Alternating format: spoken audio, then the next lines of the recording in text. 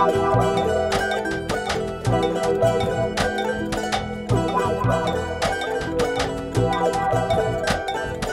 independencia la declararon las Provincias Unidas en Sudamérica. Esto significa que la Argentina no declaró la independencia, no había una nación constituida.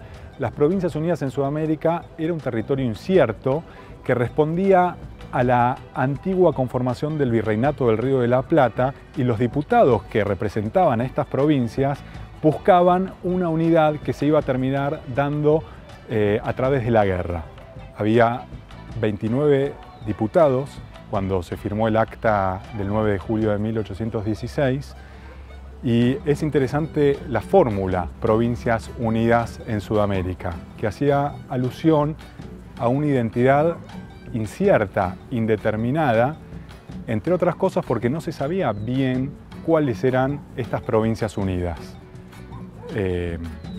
Entre los diputados había representantes del Alto Perú, por ejemplo, y el Alto Perú, que estaba en guerra con el gobierno revolucionario del Río de la Plata, no reconocía la legitimidad del Congreso reunido en Tucumán. Había también diputados de otras provincias, como algunas del litoral, pero no todas del litoral. Por ejemplo, Santa Fe no estaba Artigas, que respondía a Artigas, a la Liga de los Pueblos Libres, donde tampoco se reconocía al Congreso, no se envió diputados.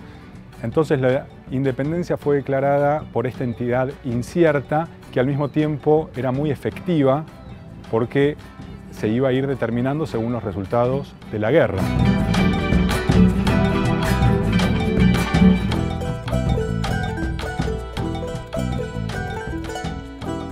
La independencia no es una consecuencia de la Revolución de Mayo de 1810.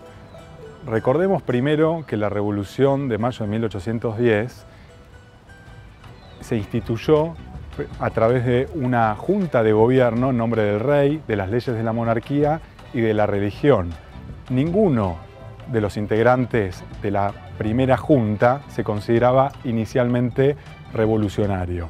Esto va a suceder muy rápidamente, sí, después se van a considerar revolucionarios, pero lo importante es que en las fuentes, por lo menos en 1810, no aparece claramente, explícitamente, el objetivo de la independencia.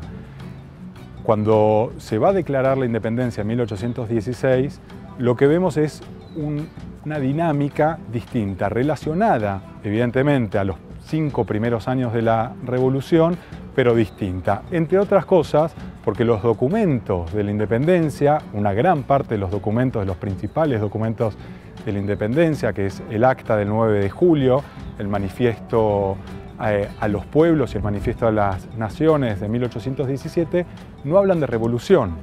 Uno ve periódicos como el periódico oficial La Gaceta de Buenos Aires, que ni en 1816, ni en 1817, ni en 1818 aparece en el aniversario del 25 de mayo la palabra revolución. Y una de las explicaciones de esta ausencia del concepto de revolución en la independencia es que los diputados y el gobierno, en este caso del director Juan Martín de Pueyrredón, buscaban terminar la revolución. La independencia entonces se puede ver como una manera de terminar la revolución y comenzar lo que ellos llamaban el orden.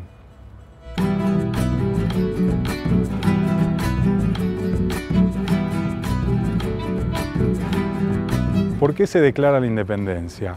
A veces uno piensa que es evidente que un país, una nación, tiene que declarar la independencia.